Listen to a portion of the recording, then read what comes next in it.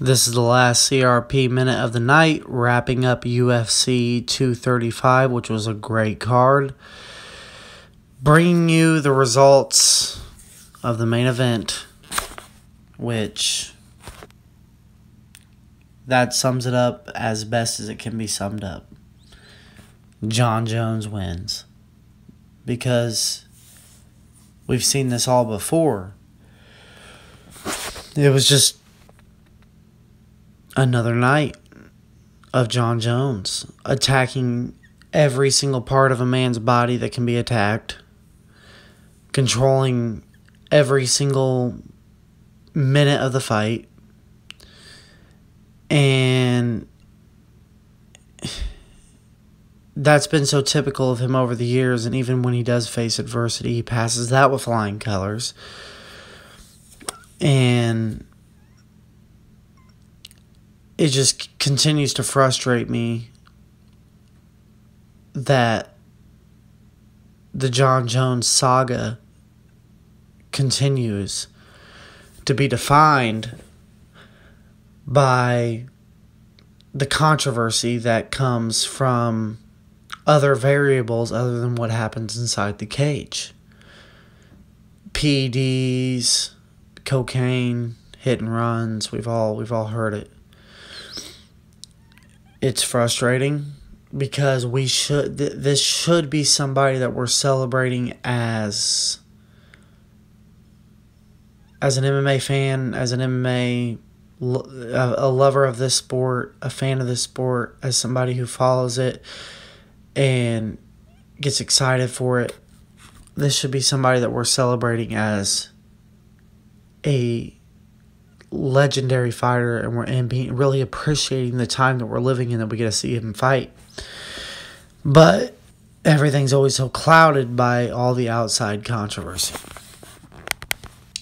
Looking at his record is really, at this point,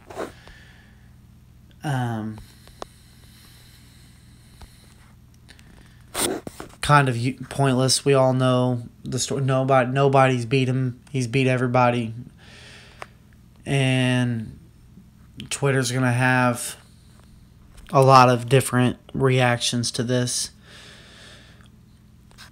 A lot of different... there's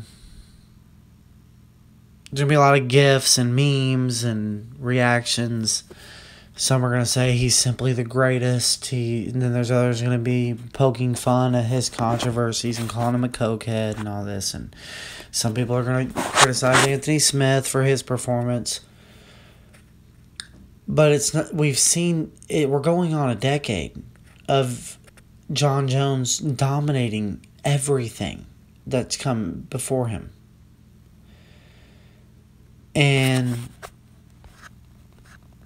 it is frustrating as a fan, but what he's doing inside the cage is really unmatched. And I always get kind of a down feeling after every Jon Jones fight, because you never know what to expect. You can come out next week that he's been popped for a PED, and this could all be overturned, and there could be some kind of circus and controversy that arises from all of it, and it's crazy, but it's a shame, because he is truly a great fighter, and that cannot be taken away from him. Anthony Smith hung in there like a man. He fought very well. It was very impressive. He couldn't do much, which was not surprising. And I think we all kind of were hoping that he could pull something out, because it would have been a great story, a very heroic story, to see a man who started his career with a losing record after almost right at a dozen fights, and come back, get a world title fight, beat the unbeatable. But it wasn't till after the first round that we all knew what it was going to be. And I really think Jones, at this point, moving forward, his best fights are at heavyweight. I guess they could go ahead and make Thiago Santos. I don't really think that would be any different than what we just seen. It's interesting to see guys like Johnny Walker and Dominic Reyes coming up. They're young contenders that are looking very impressive. But I think we're still a good year away from that, unless they really just want to push the issue. Personally, the fight that I want to see the most with Jon Jones is either a third DC fight at heavyweight or Francis Ngannou, because it's got to be somebody that can crack him, and Ngannou would have that ability at heavyweight.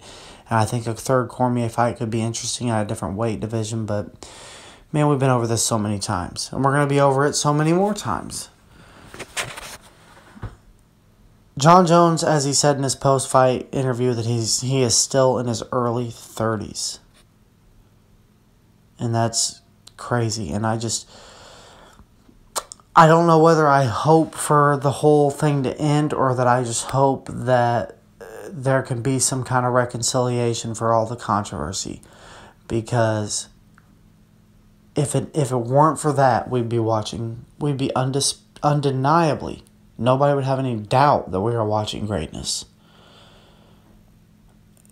The only person that has beat Jon Jones is Jon Jones. And it's crazy. But he's a great fighter. He pulled it out again tonight. And moving forward, I really don't know what's next. I mean, Thiago Santos seems like he should be the probably the most clear choice. I'm not sure they're going to do that. I think Johnny Walker has more hype, but he hasn't even beat a top 10 contender.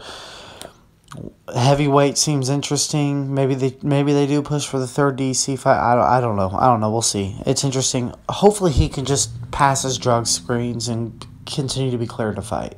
That's the first step, always, with Jon Jones. It's been a very good card. I hope you've enjoyed my coverage. We will cover it all again and break it all down in much more detail when we get on the podcast. Stay tuned to the Cage Rate Podcast. Like our content.